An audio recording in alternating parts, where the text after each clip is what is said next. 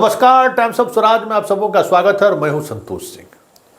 और आज हम टाइम्स ऑफ स्वराज में चर्चा कर रहे हैं कि आर्थिक अपराध इकाई द्वारा 48 पेज का एफआईआर सार्वजनिक करने के बावजूद भी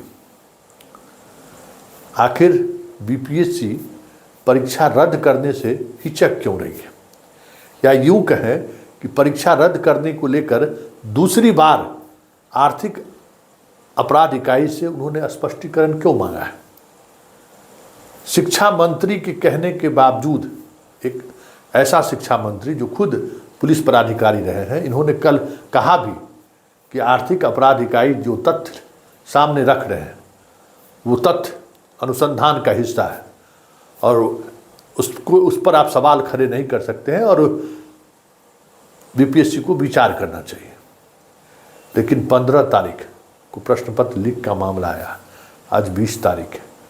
5 दिनों बाद भी बीपीएससी क्यों नहीं ये निर्णय ले पा रही है कि हम परीक्षा रद्द कर दें, या यूं कहें कि कल पूरे बिहार से छात्र पटना के लिए कूच कर गए हैं। कल जो प्रदर्शन का आयोजन किया गया है और छात्रों में जिस तरीके का आक्रोश है, कभी भी किसी भी समय कोई भी बड़ी घटना घट सकती है। इसकी जानकारी आयोग को भी है, इसकी जानकारी सरकार को भी है और इसकी तैयारी स्थानीय प्रशासन द्वारा की भी जा रही है।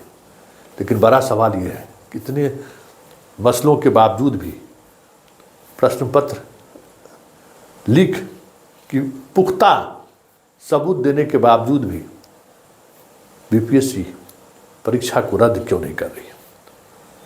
इस सवाल को टटोलते हुए जब हम बीपीएससी के अधिकारियों से, या यूं कहें बीपीएससी को करीब से जानने वाले लोगों से जब हमारी बात हुई, तो उनका कहना है कि समस्या ये नहीं है कि टीआरडी 3 का प्रश्न पत्र लीक हो गया। जिस प्रेस से लीक हुआ है उसी प्रेस से टीआरडी 1 और टीआरडी 2 का भी प्रश्न पत्र छपा है, और जिस प्रोसेस से टीआरडी 1 और टीआरडी 2 का प्रश्न पत्र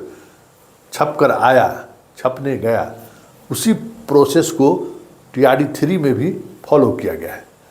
क्योंकि ये सारी प्रक्रिया अतुल प्रसाद खुद करके रिटायर्ड हुए थे। नए जो प्रभारी 2 बीपीएससी के चेयरमैन बने, उन्होंने कुछ भी ऐसा बदलाव नहीं किया जिसको लेकर सवाल खड़े हो सकते हैं। पूरा काम, आप याद रखिएगा कि जिस वक्त ये गए थे, फरवरी में गए ना, उस समय में सारी प्रक्रियाएं उन्होंने पूरी कर दी थी।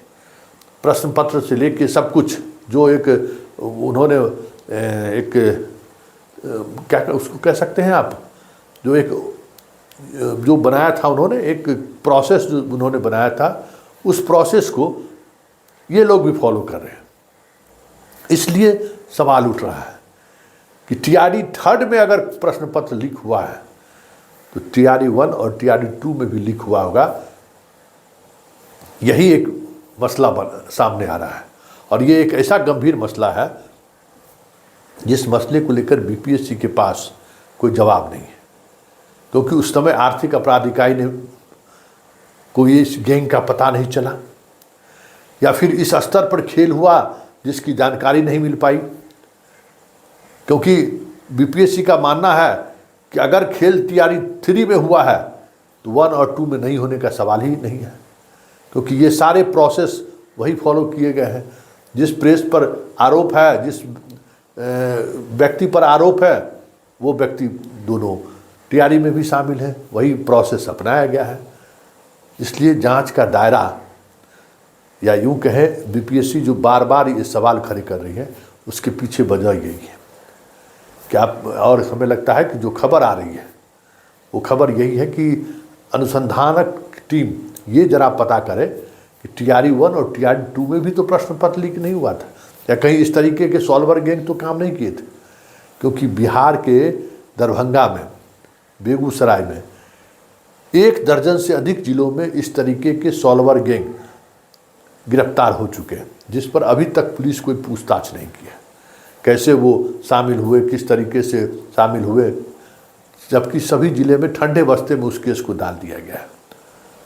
यही वजह है कि अनुसंधान करने वाली जिला पुलिस हो या आर्थिक अपराध इकाई हो, बीपीएससी जो प्रश्न पत्र लीक मामले में परीक्षा रद्द करने से जो बच रही है, उसकी वजह यही है।